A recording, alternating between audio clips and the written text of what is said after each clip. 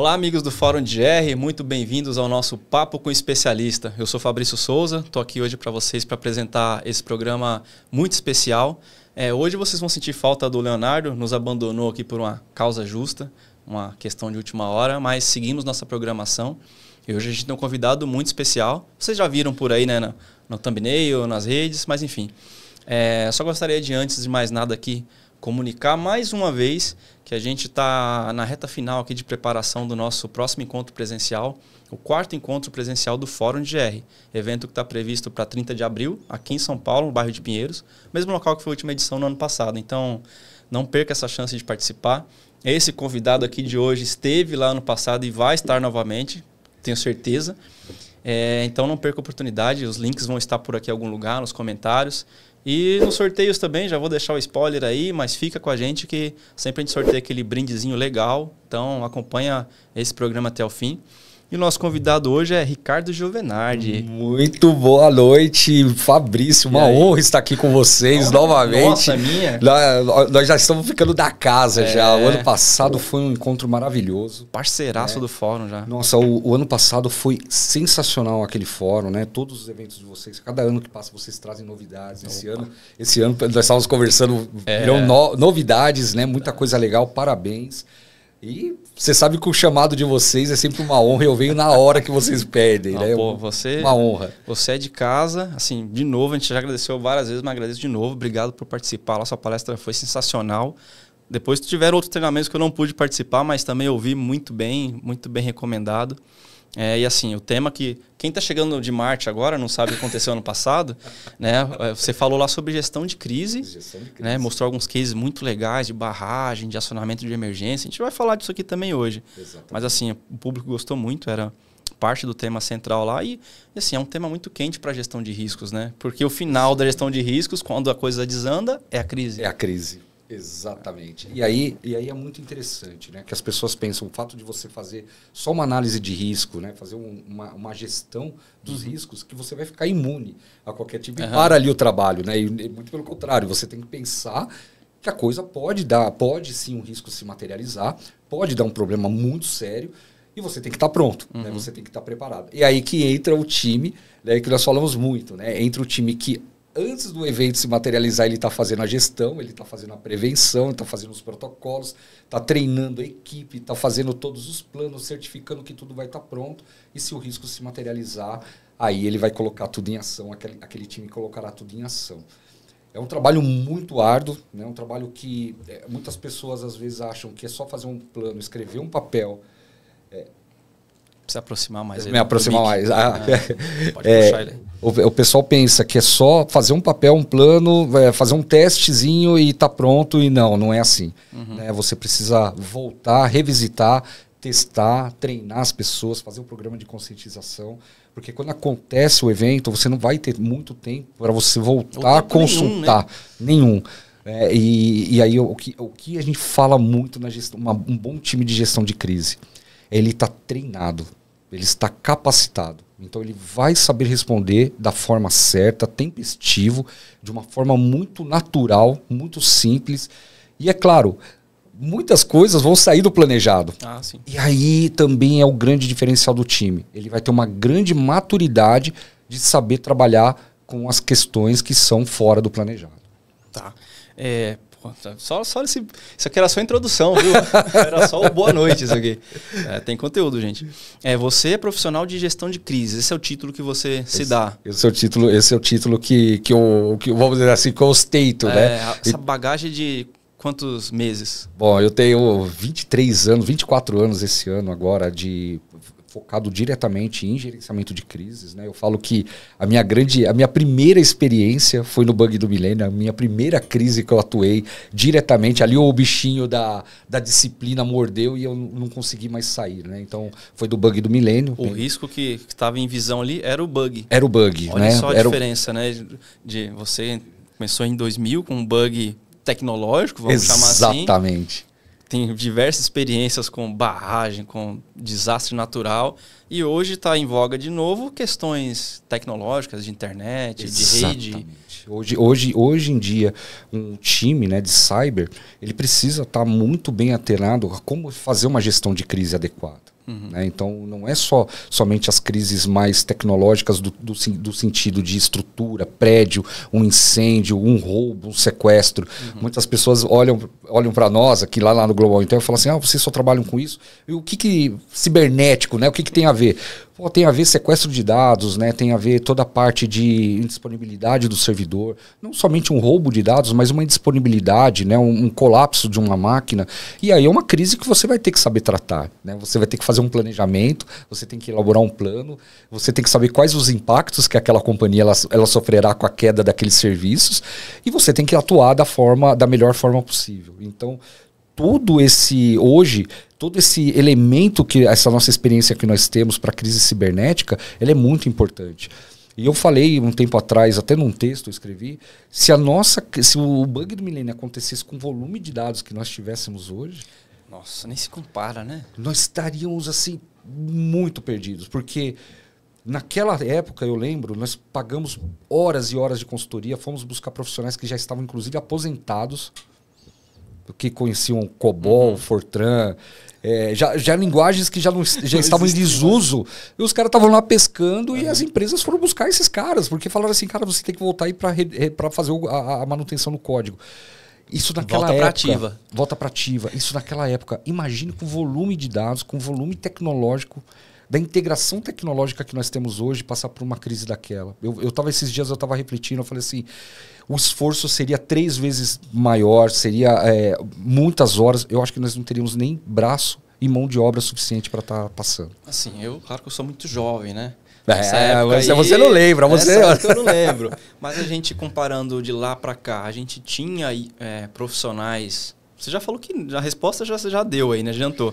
A gente tinha pelo menos uma formação para esse sentido de prevenção,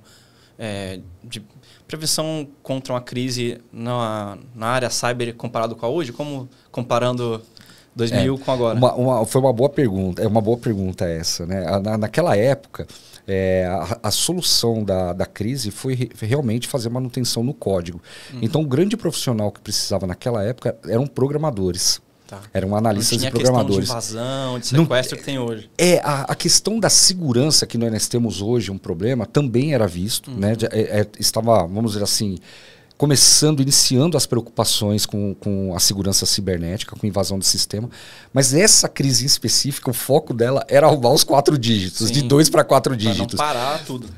E aí também surgiu um outro trabalho, que depois passaram-se mais 2, 3 anos as empresas trabalhando, que foi voltar naquele trabalho que foi do ajuste dos códigos das data, para ver se deixou alguma brecha, algum código, algum backdoor.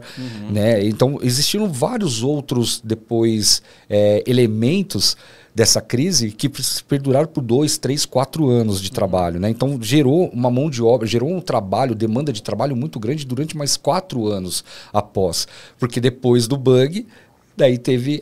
E as nossas vulnerabilidades de brechas de sistema? Sim. Será que elas permanecem? Será que elas foram corrigidas? Então daí gerou uma nova crise, uma nova onda de tratamento, onde esses profissionais muito aí trabalharam por mais algum tempo aí, conseguiram uma remuneração boa para tratar essa outra parte da crise aí que foi pouco discutido.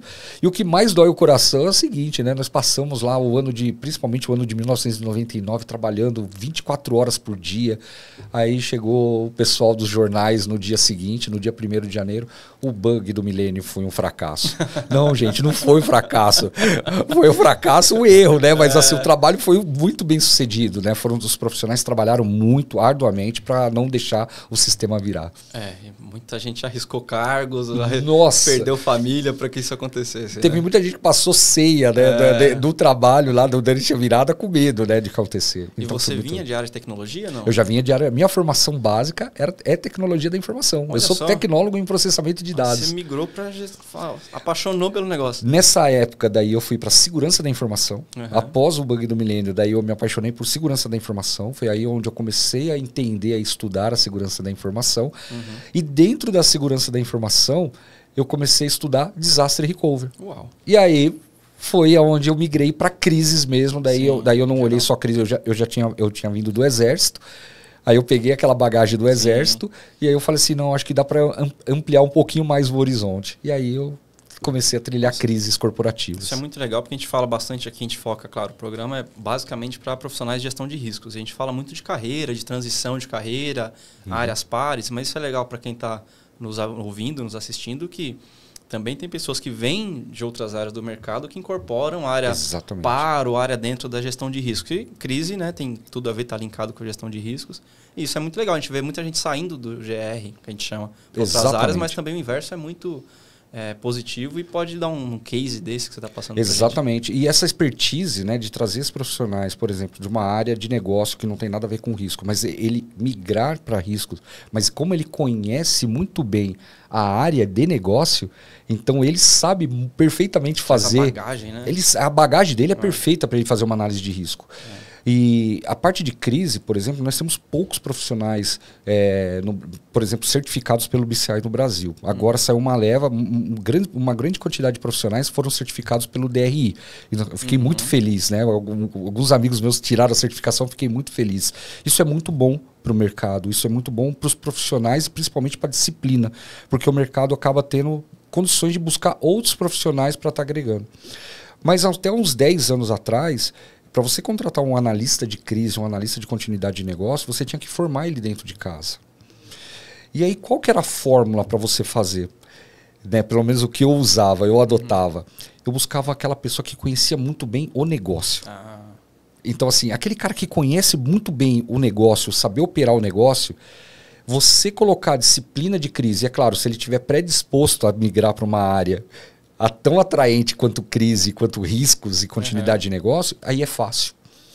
Então, a estratégia que nós tínhamos naquele momento era pegar a prata da casa e transformar ela em um talento para gerenciamento de crise e continuidade de negócio. Mais fácil do que buscar no mercado o inverso, né? Pegar alguém de crise que não existia, talvez, formação. Não existia formação. E você tem que ensinar as duas coisas para esse Eram raríssimos profissionais, né? Então, nós temos aí raríssimos profissionais que já tinham certificação.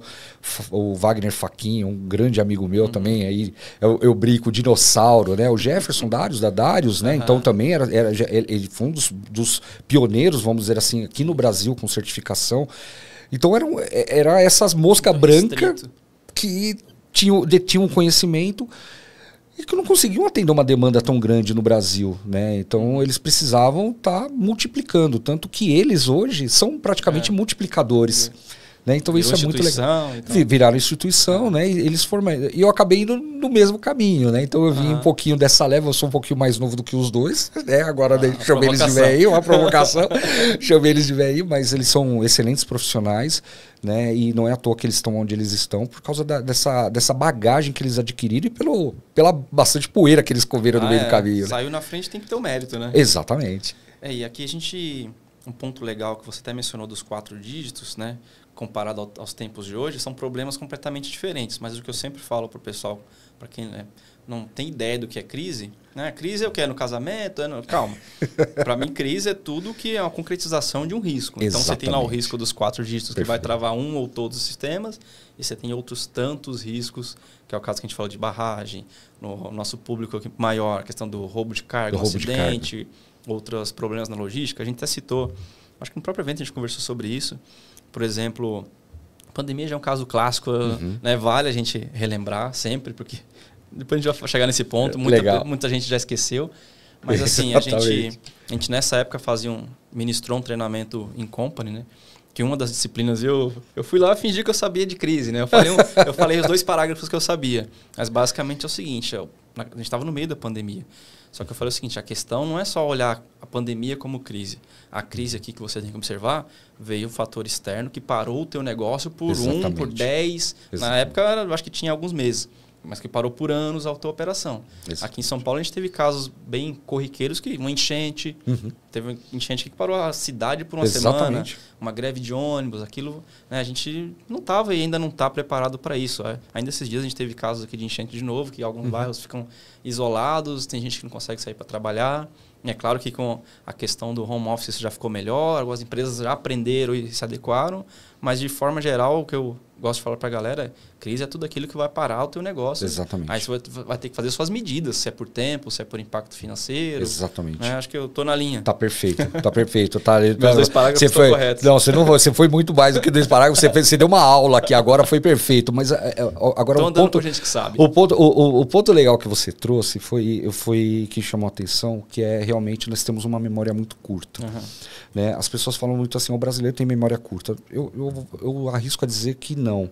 Né? Eu estou andando muito pelo mundo, eu acho que a humanidade tem uma memória curta. A minha é péssima, mas então eu não critico ninguém. Mas por quê? Né? Porque eu acho que a correria do dia a dia, né? E até a competitividade hoje corporativa está tão grande que você não tem tanto tempo de você realmente fazer um banco histórico, de você realmente pegar uma lição aprendida e você trabalhar. Ensinado a olhar para frente, não para o retrovisor, né? Exatamente. Essa está sendo a lição do momento. Você falou muito bem agora.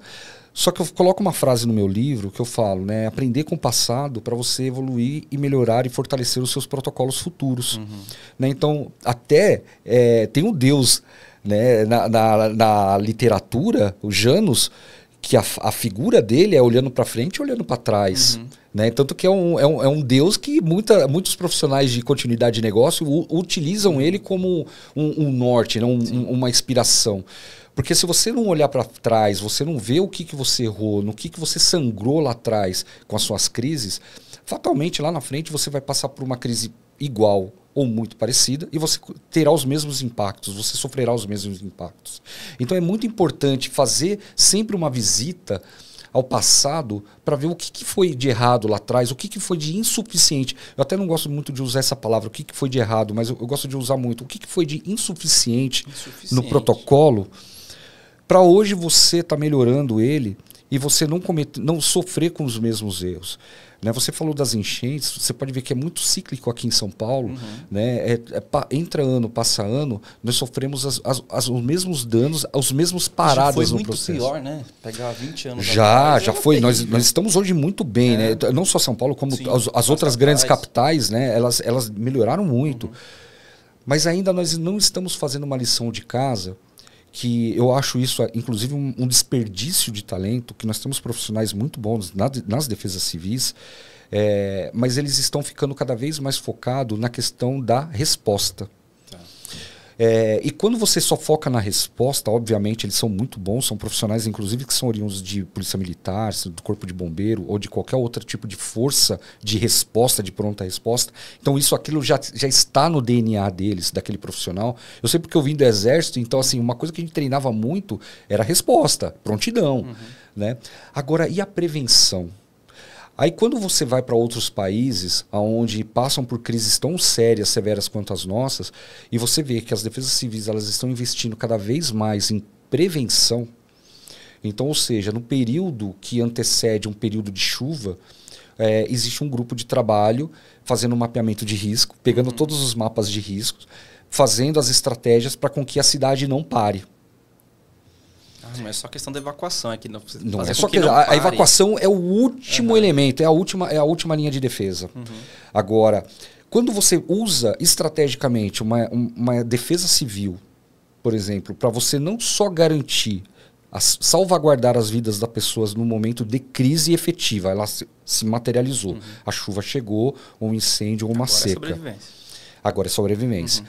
Mas quando você coloca esses profissionais e você começa a cobrar, que eu digo no bom sentido, você pegar a capacidade deles de trabalhar na prevenção e criar estratégias para com que, se caso a marginal, por exemplo, a marginal aqui Pinheiros ou Tietê parar, qual rota eu vou usar? Uhum. Qual caminho que eu vou usar?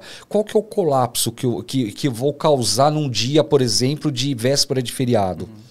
Uhum. Uma coisa que nós fazemos muito no BIA, por exemplo, dentro das empresas, e aí é um universo muito pequeno comparado com uma cidade, nós fazemos um mapeamento de sazonalidade. O momento de crise hoje, agora, terça-feira, às 6 horas da tarde do dia 6, ele é completamente da sexta-feira, 6 horas da tarde, numa véspera de feriado. Ele é completamente diferente, embora o horário de outra cidade e tudo mais. Uhum. Essa sazonalidade, a gente precisa entender.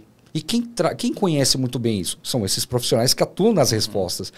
Então, pegar eles para trabalhar na prevenção, na preparação dos documentos, a cidade ela ganha estrategicamente. E as cidades no mundo que entenderam isso, os prefeitos e os governadores, que entenderam essa estratégia, começaram a traçar a médio e longo prazo essas estratégias, fazer com que a cidade não pare, o resultado disso não é uma queda de arrecadação, não é uma queda de imagem negativa da cidade, ou seja, atrai mais turista, atrai mais investimento e dá continuidade. Então esse trabalho, essa política, ela é estratégica para a cidade, para perpetuar a cidade, Sim. não só para salvaguardar a vida. Né? Então é muito além do que simplesmente só ter um plano de resposta. E você mencionou o BI aí, acho que é importante também te lembrar que um dos princípios da gestão de riscos é que você tem que minimizar, né, a probabilidade que aconteça um evento. Exatamente. Mas acontecendo, o impacto também tem que ser o menor, né, possível. Você tem que deixar algumas barreiras para que, no caso desse, você teve um evento na cidade, deu um colapso, mas você perde menos vidas, Exatamente. menos estrutura, tem que investir mais recurso na recuperação. Ô Fabrício, você fez muito bem a sua lição de casa. Você não estudou sobre esse parágrafo, não, viu? Eu li alguns livros. Você leu alguns livros. Mas agora que foi legal, você também trouxe um ponto que também dá uma discussão aqui enorme. Né? Na análise de risco, você tem a fórmula lá que você tem um elemento, a variável probabilidade, você tem o impacto, né? Você tem a severidade. E aí, para vários profissionais, quando eles estão fazendo essa quantificação, essa parte matemática, né, eles trabalham muito com a probabilidade. Né? O gestor, principalmente, ele gosta muito de olhar qual que é a probabilidade desse risco se materializar. No empresarial, estou falando do empresarial. Qual que é a chance, qual que é a probabilidade desse risco se materializar? A probabilidade dele é 1, baixo. Então, eu não vou investir nas continhas. É uma matemática meia burra e realmente é burra mesmo. Porque quando você olha a probabilidade, se por acaso aquele risco se materializar e você não olhou o impacto, o dano que ele causa no caso da materialização do risco, aí pode acontecer elementos como aconteceu, por exemplo, com o 11 de setembro, com outros desastres que a probabilidade... Qual que era a probabilidade? Vamos falar assim, de uma forma... Foi considerado nula. Uma probabilidade das duas torres caírem, cara, num evento, num único evento, né? Não num evento... Era nula, era 0, né? Era 1. Só isso que te impede até de pensar no impacto, né? Exatamente. Quando você joga daí você para de probabilidade embaixo, você porque se isso aqui não vai acontecer nunca, ou se vai acontecer 1, para que eu vou investir? Né? Só que quando acontece, qual que é o dano, qual que é o impacto que isso acontece? Então eu gosto muito de falar nas consultorias, né, nos cursos, eu explicar para os alunos que olhar a probabilidade é muito importante. Isso faz parte da memória matemática, do cálculo. Porém, nós como profissionais, né, nós como especialistas, nós não podemos jamais deixar de olhar qual que é o impacto se aquele risco se materializar.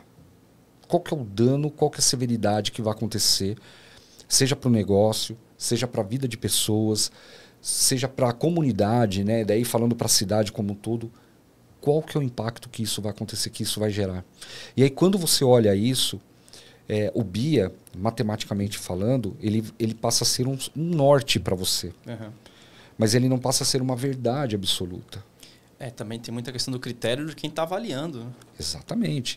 Então, a pessoa, por isso que é a importância de você trazer um profissional que conhece muito bem o negócio, conhece muito bem a natureza, da onde ele está inserido, o tipo de negócio que ele está inserido, vai ser estratégico para ajudar, porque o BIA daí não vai ser tão elementar, o BIA não vai ser superficial, 0 e 1.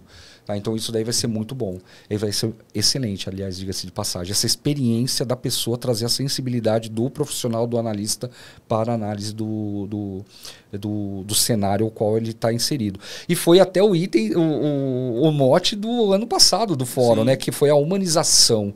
Né? E até eu falei, a parte de humanizar a gestão de crise. Humanizar a gestão de crise não é só você proteger, você trazer as pessoas, é você colocar o elemento humano como um fator ali que vai trazer uma grande expertise, um grande conhecimento para a análise. A preparação desse backstage, né? Esse profissional que está fazendo essa análise, o que está fazendo o resgate, o que está fazendo A gestão de crise, esse profissional está preparado? É muito... Isso daí que você trouxe é muito importante. Como que ele está preparado? Quais são... Nós vamos fazer agora um curso sobre a parte de traumas e cuidado dos cuidadores. Né? Porque a gente não fala... A gente fala muito de cuidar de outras pessoas, de cuidar do negócio. Mas nós não falamos quem cuida de nós. Quem cuida do Ricardo, que está cuidando de outras pessoas? Ainda mais na crise. Ainda mais na crise. E nós já vimos, em situações de crises reais, que quando esse fator não é muito bem tratado, alguns profissionais eles espanam. Eles espanam porque eles são incompetentes? Obviamente que não. Porque nós somos humanos, nós somos falíveis. E nós temos os nossos gatilhos também, nós temos alguns elementos que, em determinados tipos de crise, pode resgatar algum tipo de memória e eu vou congelar naquele exato momento. E pessoal, tá tudo bem isso, é normal. O que não é normal, o que não é tudo bem, é nós, como gestores de crise, nós não pensarmos nesse elemento. Aí não é normal. Então, eu e você, nós trabalhamos juntos. Em algum momento eu congelo. Isso é normal. O que não é normal é eu não ter um sucessor para continuar a minha atividade e pegar uma pessoa para me atender e me acolher e entender o que eu estou passando de problema naquele exato momento. Isso não é normal. Então, quando nós estamos fazendo... Olha que coisa louca. Muitas vezes a gente vai fazer uma análise de planos, a gente olha... Tudo bem, quem está fazendo, quem cuida dessa crise? É o Fabrício. Mas e se o Fabrício não vier? Fica aquele silêncio, todo mundo fica olhando para cima, assim, o plano de sucessão não é feito.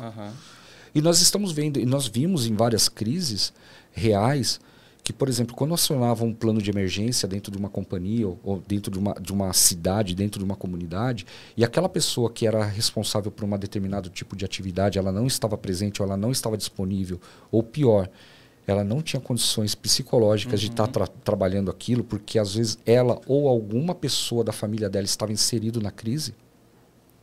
Isso nós já vimos algumas vezes. Como que eu trato isso? Como que eu lido com essa situação? Porque nessa situação, essa pessoa que era o seu front, ele também virou uma vítima, sei lá, né? Ela virou uma vítima. Isso daí, os militares, eles infelizmente, eles passam muito por esse tipo de situação. Eu te perguntar, você acompanha muito, você vem da área militar. Para esse perfil já é um pouco mais... Tem padrões já para isso? Já tem um padrão. A própria norma, né, internacional, que ela estuda, né, toda essa parte de continuidade desde a década dos anos década de 60, né? Ela já vem estudando essa parte do plano de sucessão. Né? Os militares, eles fazem muito isso. Uma operação militar, ela está em curso, né? Falando em guerras mesmo, ela está em curso, né? Em algum momento acontece uma baixa de um grupo, rapidamente eles têm que avaliar se vai continuar, se o impacto daquela perda foi catastrófico e não vai dar para a operação seguir, ou se vai seguir. Se vai seguir, quem vai substituir aquela pessoa?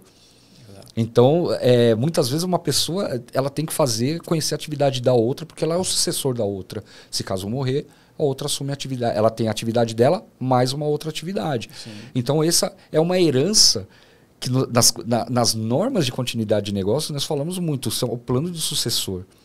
E o plano de sucessor dentro da companhia, até hoje, as empresas elas olham isso, os profissionais eles têm medo de falar quem é o seu sucessor. De perder a cadeira. O medo de perder o emprego.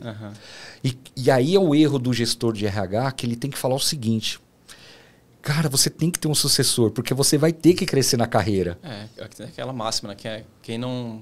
Como é que é? Quem não pode ser demitido também não pode ser promovido. Exatamente. Então, assim, você tem que ter um sucessor.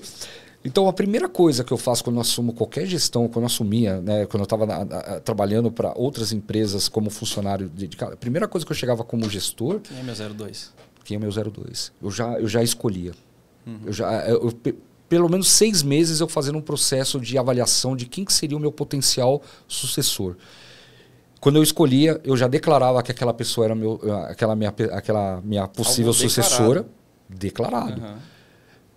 Porque dali para frente você tem que treinar, você tem que inclusive deixar aquela pessoa sentar na sua cadeira e ela experimentar o peso daquela cadeira. A responsabilidade é dos dois, no caso. Exatamente. Você tem que fazer um trabalho de coaching, né? Então, a crise, né? Quando você trabalha com gestão de crise e você ter essa consciência, para você é muito natural. Então, assim, você cria o seu sucessor sem medo de ser feliz.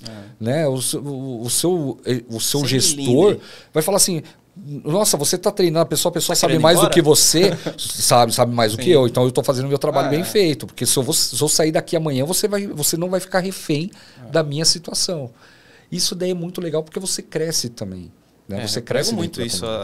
Assim, até para você ter margem de crescimento, você tem que ter alguém ali para te sustentar, para te substituir, te repor, te ajudar numa eventualidade. Exatamente. Né? E acho que é bom que todo mundo que está nos acompanhando aqui relacione esse nosso papo. Você está falando de várias áreas aqui, já falou de defesa civil, de exército, mas todo mundo pode relacionar isso com o mundo corporativo, das empresas pequenas, empresas grandes. Por exemplo, uma lojinha que o dono cuida e tem um funcionário. Ele tem que pensar se ele ficar doente, se aquele um funcionário ficar doente, como é que faz? Exatamente. Né? Acho que na mini corporação e na bicorporação a aplicação, a dinâmica é a mesma. É a mesma. Eu falo muito isso, né? Às vezes eu sou contratado para, por exemplo, dar um treinamento. E eu chego pro pessoal do treinamento e falo assim, pessoal, e se eu não viesse hoje dar um treinamento? Nossa. Aí todo mundo fica olhando assim, tipo assim, não, você ia cancelar? Eu falei, não, de jeito nenhum. Não. Tem no meu caso lá, tem a doutora Lisiane que ela vai assumir. Ela vai assumir, tem outros instrutores que podem assumir. Claro que você vem preparando já, né? Já vem preparando, né? Não que eu preciso preparar a doutora Lisiane, ela que me prepara, né? Mas assim, mas a ideia é nós temos sempre um sucessor. E assim, também, se ela for dar um treinamento e ela não puder ir participar desse treinamento, eu vou substituí-la. Sim. Então, assim, isso nós temos que fazer de uma forma muito natural e muito sadia. E isso daí até acaba sendo muito legal, porque ela acaba tendo que treinar, fazer a explicação comigo, porque ela vai, o primeiro aluno que ela vai ter será eu. E o primeiro aluno que eu tenho é a doutora Lisiane. Sim. Então a gente acaba fazendo um treinamento cruzado. Então é um ensaio a quente de tudo que nós iremos falar nos nossos treinamentos. E na consultoria a mesma coisa. Eu fui para Moçambique. Aí eu cheguei em Moçambique e eu fiz a pergunta pro pessoal. Eu falei assim, pessoal, e aí? Se o meu avião caísse ou morresse no meio do caminho... Dessa dor de barriga, vamos pensar algo menos grave. Menos grave, mas e aí? Caiu, morreu, e aí? Aí o pessoal falou assim, professor, você não ia... iríamos cancelar cheque, tudo certo. O treinamento daí pronto. Eu falei assim, tá, mas e aí? Quem iria dar esse treinamento? Vocês perguntaram isso pro fornecedor de vocês? Ia começar do zero. Aí eles pararam. Eu falei assim, então isso é muito importante vocês terem isso em mente, vocês avaliarem a capacidade de continuidade do seu fornecedor. Né? Porque eu sou fornecedor também, eu sou fornecedor de crise. A primeira parte da nossa aula, a gente mostra um plano de emergência para eles, o nosso plano de emergência para os alunos. Quando o aluno recebe um edital, a gente fala o seguinte, eu preciso saber se você tem alergia, qual é o seu tipo sanguíneo, qual o tamanho de camiseta que você usa. Daí ele fala assim, pô, pra onde eu tô indo, cara? O cara quer saber. O cara tá querendo saber se eu tenho alergia, qual é o meu tipo sanguíneo. Tem medo de fogo? Aí o primeiro slide eu mostro assim, pessoal, se acontecer se você tiver um arranhãozinho, um cortezinho, um mal súbito, você vai ficar lá, é bandeira verde, você fica um tempinho ali sentado, depois você volta pro treinamento. Se você tiver um mal súbito, pressão, seja subir ou descer pressão, vai ficar uma bandeira amarela, nós vamos ficar monitorando. Agora, se tiver amputação, óbito, não sei o que lá, daí o treinamento acaba, a gente vai voltar no outro dia. Daí uma menina virou e falou assim, gente, agora eu fiquei preocupado, cara, se do treinamento vocês estão prevendo até óbito, cara.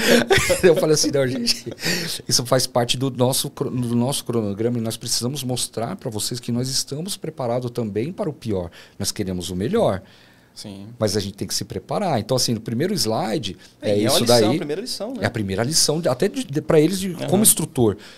É a rota do hospital mais próximo. E nós colocamos esse mapa e entregamos para eles esse mapa. Então nós falamos, vocês estão há 20 minutos aqui, eu tenho o kit de primeiro socorro, nós já temos o quadro de alergia de todos vocês, tipo sanguíneo de todos vocês, o hospital mais próximo é esse, que atende, é isso, é isso, é isso. Mesmo eu tendo preparado para tudo isso, eu ainda tenho a consciência que pode acontecer alguma coisa que eu não tenha planejado. E aí eu vou ter que me adaptar. Você faz um mapeamento dos riscos visíveis, você faz um levantamento, mas é o que você falou, quem é o dono do negócio é quem mais conhece os riscos. Exatamente. De repente, trago para um prédio aqui que tem uma estrutura marquise que está para desabar, isso você não vai saber. É verdade. Um microfone que explode, que dá choque, você não vai saber disso. Meu Deus do céu. Mas fica tranquilo. Fazer um mapeamento de risco aqui. A gente faz, daqui a pouco a gente faz. Vamos fazer aquele break lá? Rapaz, você fala, hein? Falo Hoje a gente tá, pra quem chegou agora no mês, tá sem o Leonardo aqui, que teve um... Não quis ver o Leonardo, o Giovernardi. Mentira. Hoje ele está ausente, mas ele que fala bastante. Hoje eu tô tocando aqui. A gente vai fazer uma pausa rápida, mas não vamos sair daqui. A pausa é para dar alguns recados, né? Primeiro, agradecer quem tá por aqui, agradecer nossos patrocinadores desse programa. Nosso convidado também, muito obrigado. O cara tá sempre com a gente.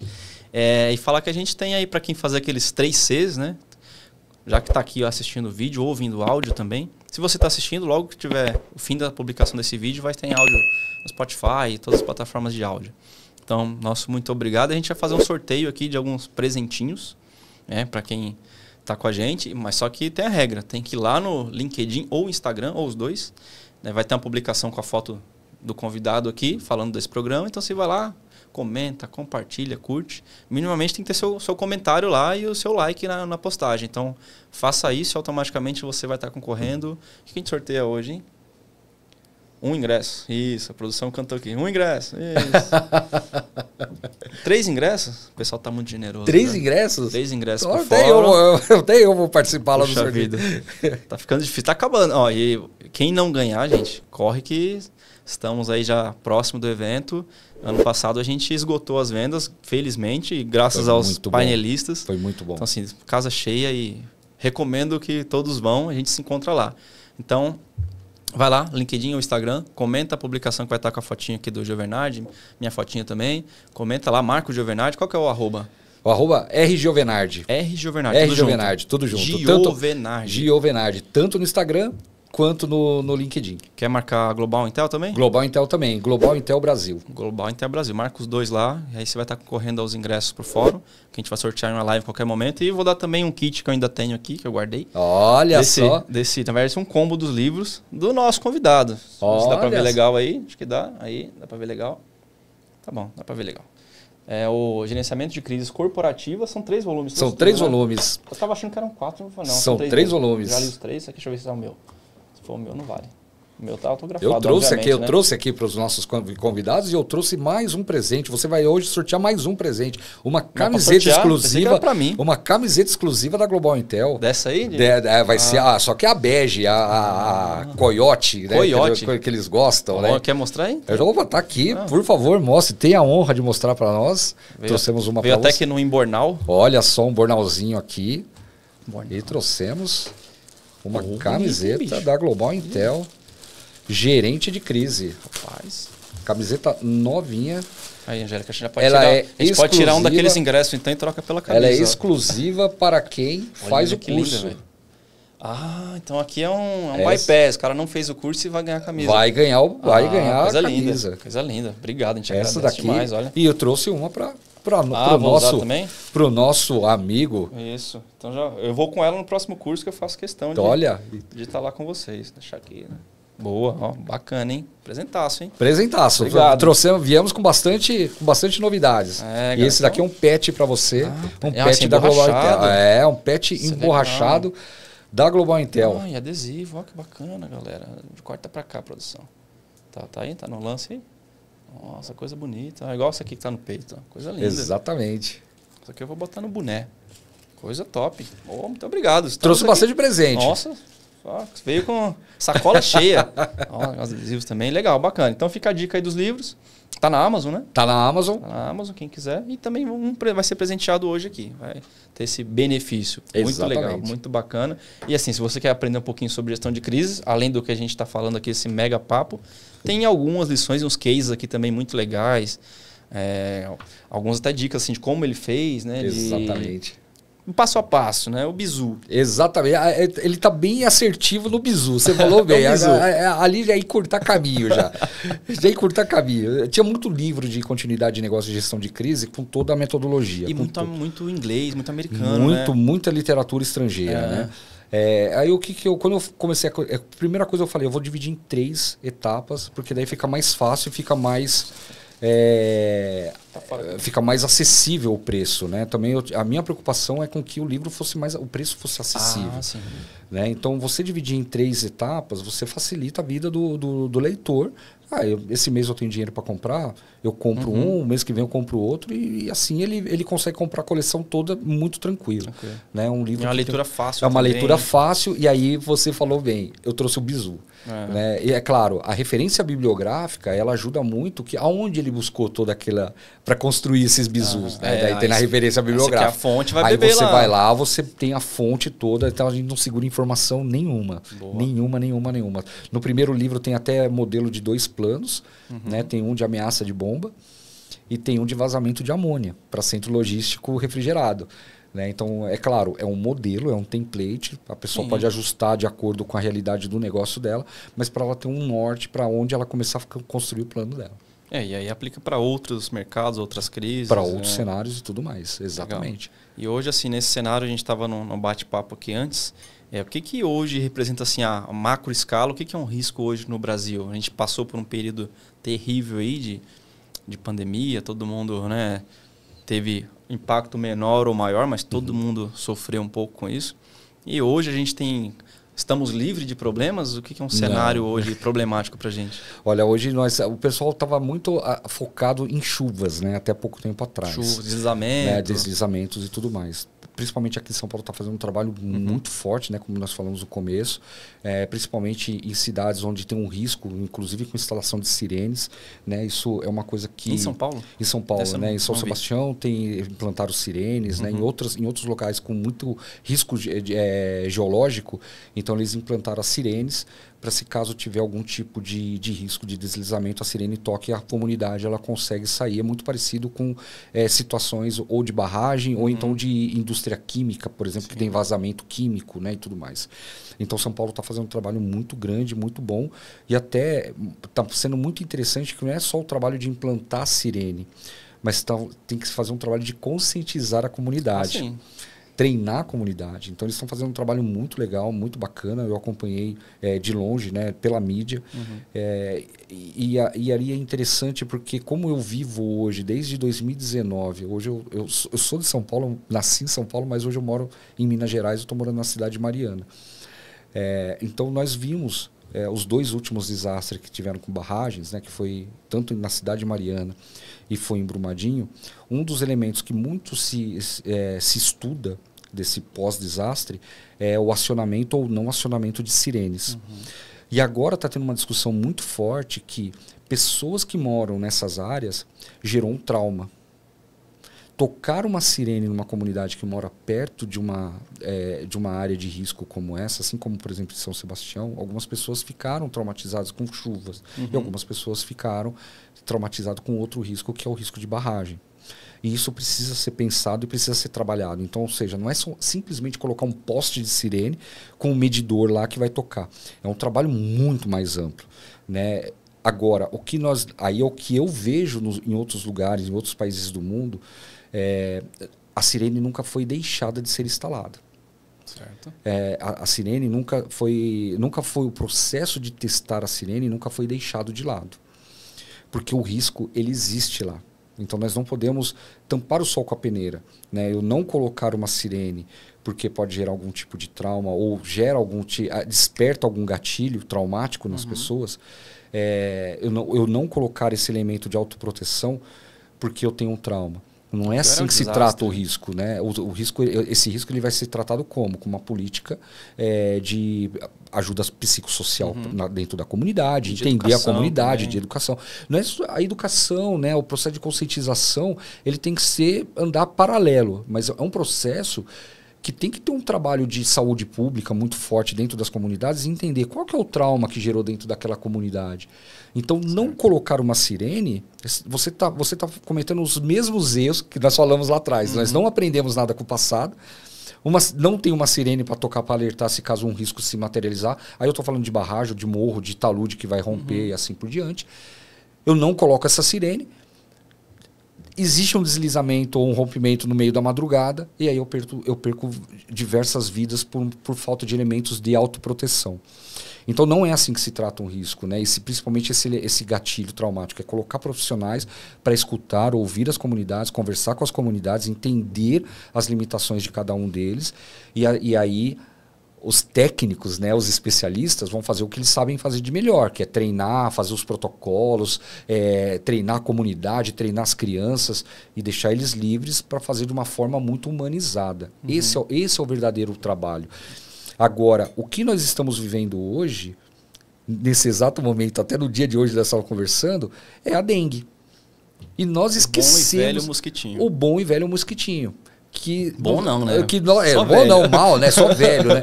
Que vem nos aterrorizando durante anos e todo ano, passa ano, entra ano, nós temos um período, né, de chuvas e de calor, de verão, que é a proliferação do mosquito.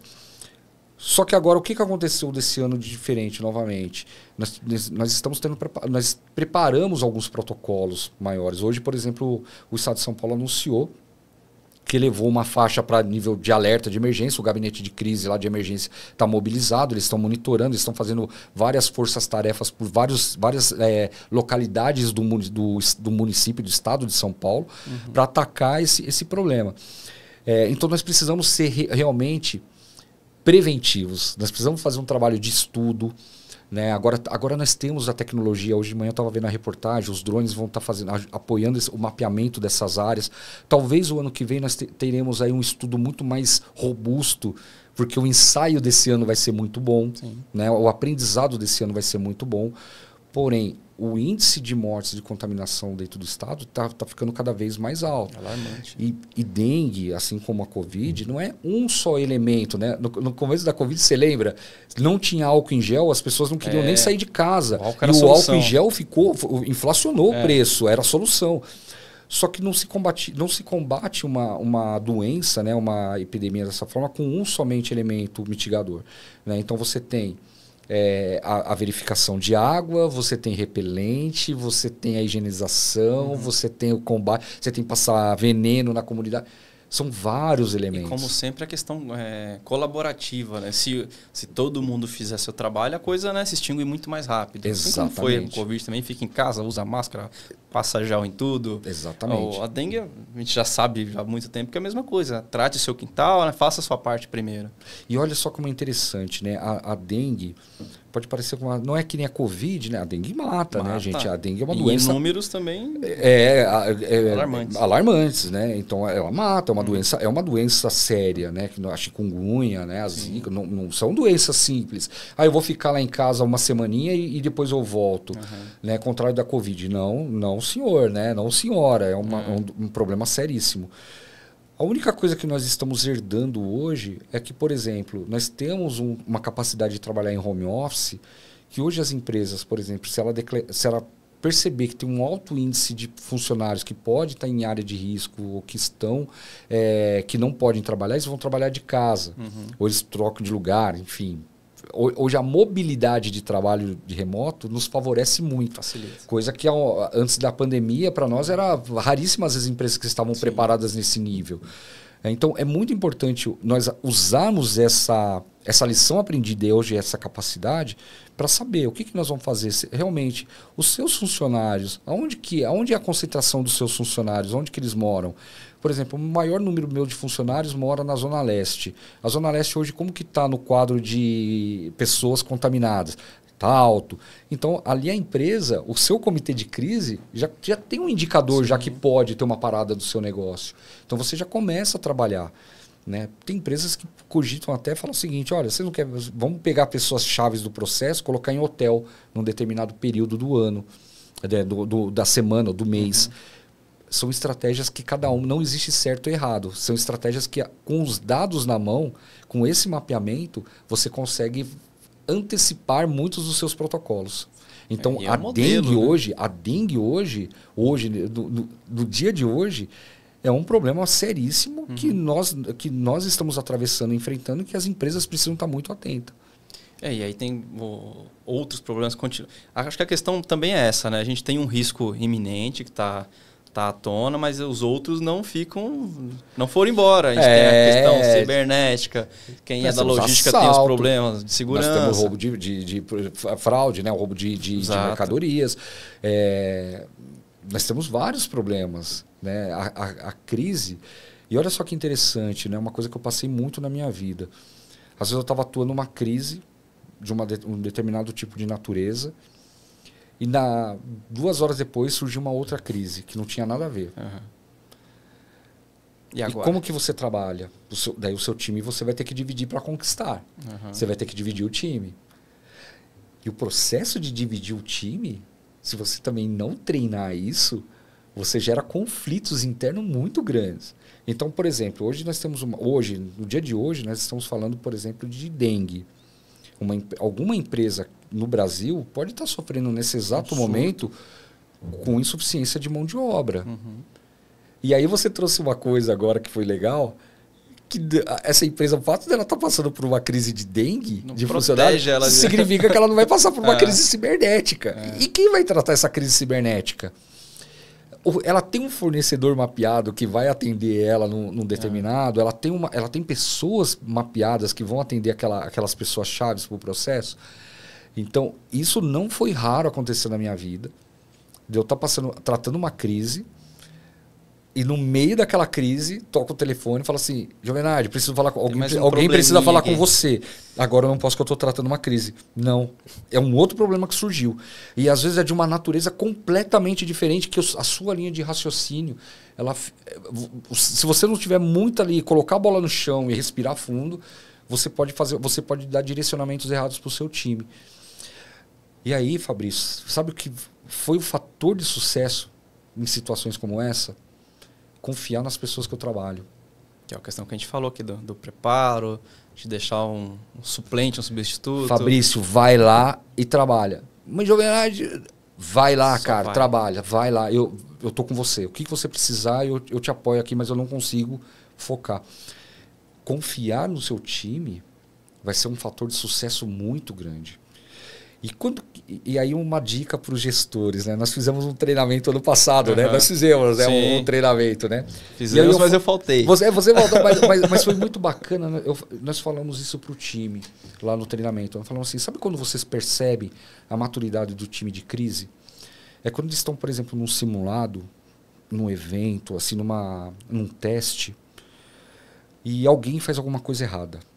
Por exemplo, você pediu para eu pegar essa garrafa, tirar daqui e colocar ali, sem querer eu derrubei a garrafa. Você percebe a maturidade do time de crise, ou de um time... Isso daí eu trouxe do exército, do time tático, né, do time especial. Quando aquele time ele olha o erro daquele outro time, ele não dá risada, ele avalia aquele erro, ele começa a discutir entre eles o que ele poderia ter feito para não ter cometido aquele erro. Toma para ele o erro. Ele toma para ele. Ele aprende aquilo e ele faz aquilo um case para ele não cometer aquele mesmo erro. Aí você percebe a maturidade. E quando nós vimos isso no seu time lá, dando um elogio, rasgando um elogio para vocês, nós vimos isso assim muito natural. Né? Nós colocamos alguns elementos, algumas pegadinhas durante o treinamento, e foram propositais, que nós queríamos ver a reação do time. Porque daí a gente avalia ali a maturidade. Sim. De repente, a gente viu ali algumas reações, porque eu conversando com a Lisiane no voo, depois voltando lá para Minas, falando assim, aquele é um time que é o sonho de consumo para qualquer gestor. Porque assim, os caras estavam tão concentrados ali em resolver problemas, parecia que ali, aquele dia, era uma crise real. Uhum. Então foi muito bacana. Até os próprios gestores... Chegou uma hora que os seus 2 gestores lá, eles estavam olhando assim, parecia que eles estavam numa crise mesmo. Incorporou a situação. E assim, não tinha pegadinha, entre eles, ninguém perdeu não tinha o dedo, piadinha, né? Ninguém perdeu o dedo. A gente só fez eles gritarem muito, o pessoal do condomínio quase mandou a gente embora. Mas isso daí é muito legal de ver, é muito bacana de ver. E aí é muito fácil o nosso trabalho depois de fazer ali fazer uma lapidação. Mas acho que até é interessante esse ponto, porque assim, a gente está falando que você estava treinando um time ali de pessoas relacionadas à gestão de riscos de alguma forma. Uhum. Prevenção de perdas, segurança, enfim. E você trabalha muito também, você tem um case que você falou no próprio evento, de crianças, ou seja, um público que não tem nenhum contato com a área de segurança, de prevenção. Acho que aí é o trabalho mais difícil, não é? Esse é o trabalho mais difícil e ele é o mais enriquecedor. Né? Você tirou o cara do zero. Você pega uma pessoa que ela está formando ainda as suas opiniões, né? Uma criança, eu sempre falo isso, né? Por exemplo, você trouxe da criança. A criança, você quer trazer um processo de conscientização da cultura prevencionista dentro de uma comunidade, treina primeiro as crianças. Treina primeiro as crianças. Porque a criança, ela chega lá, ela chega na casa dela e fala assim, pai ou mãe, eu vi que se você deixar o fogão assim, assim, assado, vai acontecer isso, isso, isso. Ela repete. E vai virar fiscal. Ela vira um fiscal. E quando nós fizemos um trabalho, foi em 2020, nós fizemos um trabalho numa comunidade e nós falamos assim, vamos fazer um trabalho com as crianças, uma ação lúdica com as crianças. Porque como que você treina a criança para falar de um assunto tão pesado quanto um desastre que ela está exposta? Como que você treina uma criança para falar que ela está, por exemplo, sobre atirador agressor ativo? Como que você treina uma criança?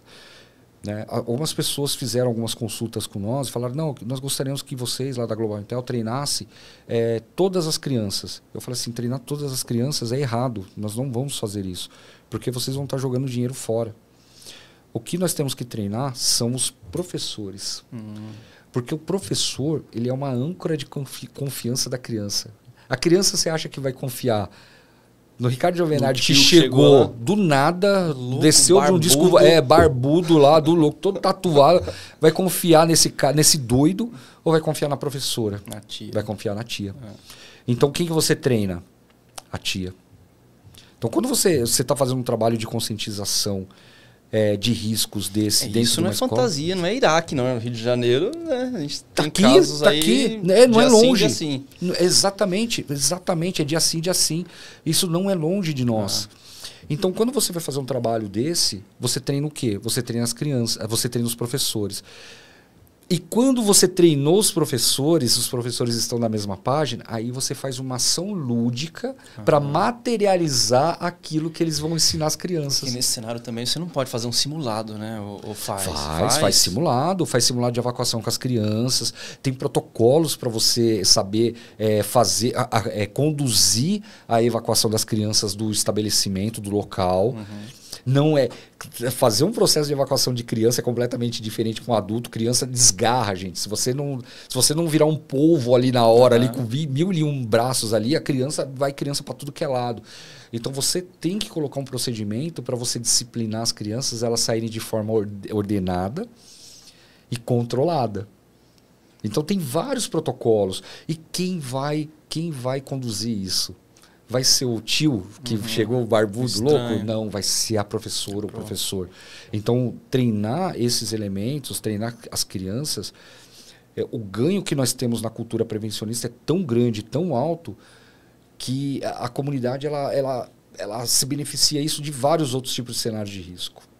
Ah, sim. E vai adequando ali aos problemas que tem em cada comunidade. Exatamente. A gente viu no Sul agora vários desastres, né? E é muito difícil mesmo você fazer um processo desse cíclico, porque são muitas crianças, o município tem muitas crianças. Mas, novamente, se você dividir isso daí em células, né? Cada distrito, cada professores, cada delegacia de escola, treinar todos os professores, treinar aquela comunidade, fazer eventos, né? Nós temos vários eventos que abrem a escola no final de semana. Você fazer eventos como esse, você consegue trazer o maior número possível de pessoas conscientes da cultura prevencionista. E quanto antes começar, acho que mais fácil melhor. Fica você até profissionalizar essas crianças para no futuro atuarem na área, ajudarem outras pessoas. Aqui você usou bem o exemplo da defesa civil, mas assim, é um quadro pequeno se a gente for olhar no Brasil, né? Para o número de tragédias que a gente tem de diversos tipos, é um organismo muito pequeno, talvez sem muita estrutura. Infelizmente, né, ainda estão numa fase ainda que não estão recebendo tanto apoio, né, do apoio que eu digo assim, investimento, dinheiro, recurso, dinheiro, material, principalmente nos municípios. No estado acaba tendo um pouco mais de recurso, mas os municípios acabam sendo um pouco mais carentes. O quadro é muito pequeno em relação... Nós temos municípios muito grandes, né? Às vezes com 4 agentes de defesa civil. E às vezes assim, também a área de interior, principalmente, territórios muito grandes. Nossa, extensão... A população não é tão grande, mas geralmente está concentrada em áreas de risco e exatamente. Distantes. Então, quanto mais trazer a comunidade, né, participar, a Defesa Civil fala muito do NUPDEC, né, do núcleo de comunitário de Defesa Civil. Né, quanto mais trazer isso daí para dentro das defesas civis, a sociedade e as empresas elas se beneficiarão cada vez mais. Legal. Muito bom. Então a gente vai aqui, infelizmente o papo está muito bom, mas a gente já tomou uma multa aqui. Passa rápido. Passa rápido, poxa. Passa rápido. E o papo aqui tá louco. Se deixar, a gente vai até amanhã. Até amanhã. Mas, assim, quem tiver interessado no conteúdo aqui, pesquisa os livros, o conteúdo do Ricardo. A palestra que ele deu no fórum não está disponível, mas a gente pode pensar em alguma coisa para um material desse online. Tem os treinamentos também da Global Intel. Exatamente. Fala um pouquinho para a gente aí, quando é a próxima turma. Dando aqui uma notícia de primeira mão para todo o nosso público. Em março, nós teremos uma imersão de formação de gerente de crise aqui em São Paulo. Tô dentro. Será no dia 15, 16 e 17 de março. Uma turma, 3 dias? 3 dias. Então, tem que estar preparado, né? E assim... Venham preparados, porque tem muita atividade de campo. Nós teremos surpresas agradáveis. Nós estamos fechando algumas coisas. O Fabrício já vai ser o nosso convidado, estará lá conosco, 3 dias lá conosco, lá vibrando lá bastante conosco, aprendendo bastante. Fortalecer o pezinho até lá. E nós aprendendo bastante também com você. Nós estamos nas redes sociais, sempre tentando fazer alguns vídeos aí para tentar trazer, conscientizar. Colocaremos alguns modelos de plano de contingência livre para distribuir, para fazer download no site. Mas posso compartilhar? Eu posso? Pode. Eu posso usar um trecho? Pode. Eu vou deixar livre para as pessoas usarem. Bacana. Por quê? A importância é de multiplicar cada vez mais o conhecimento. Com certeza. Legal. E a gente, para finalizar então, a gente tem um praxe aqui do programa que é pedir aquela dica de ouro. Essa é aquela consultoria grátis que você vai dar aqui no ar. Consultoria grátis. Se você tivesse que dar um recado para quem... Aquele Ricardinho que está começando na carreira, ainda está no TI lá, está aprendendo ainda. Legal. E está pensando, será que eu vou para a área de gestão de risco, gestão de crises? Qual que é a dica de ouro que você deixa? A dica de ouro, né? Eu vou falar uma dica de ouro que foi a dica que eu segui na minha vida. Né? Embora a minha formação tenha sido tecnologia da informação, mas eu procurei estar sempre aprendendo o máximo possível do negócio. Né? Então, a dica de ouro não é só aprender aquela atividade principal que você exerce. Aquela que está no crachá. Exatamente. É tentar... Quanto mais você abrir o leque, você estiver atento ao que está acontecendo fora da organização e dentro da organização, mas fora da sua área de atuação, quanto mais você aprender, mais você vai estar se preparando para estar fazendo um gerenciamento de crise. Gerenciamento de crise, ele depende muito de pessoas que tem que deixar o ego do lado de fora. Eu falo muito essa frase, deixar o ego e a vaidade no lado de fora. E a pessoa ela tem que ela tem que realmente servir. Ela tem que ser um servidor. Não é um servidor público na palavra de um funcionário público. Ela tem que ser um servidor. Ela vai ouvir muitos xingos, muitas vezes ela não vai ser compreendida, mas ela tem que estar lá para servir. Então a dica de ouro é: aprenda o máximo possível, leia, né? Eu falo isso para minha filha, leia o máximo possível, converse principalmente com as pessoas mais antigas, não as mais velhas, as mais antigas. Aprenda com o passado, né? Tente exercitar e principalmente deixe o ego e a vaidade no lado de fora da sala de crise, porque é ali que na hora que a temperatura sobe, gente, o pau come e você tem que estar preparado para tudo, né? Inclusive ser muito xingado. É isso aí. Esse é o nosso negócio. Entramos nessa área para isso. Meu irmão, muito obrigado pela participação aqui mais uma vez. Você é o cara de casa. A gente fica feliz demais com a tua participação. E eu vou dar uma dica para quem está também. A minha dica de ouro: se inscreva aí no nosso canal, curte, compartilha e não perca o ingresso lá para o nosso evento. Se você não for sorteado aqui, se inscreve lá no Simpla ou no nosso site também, forumdogr.com/quarto encontro. Nos vemos lá. Obrigado e tchau.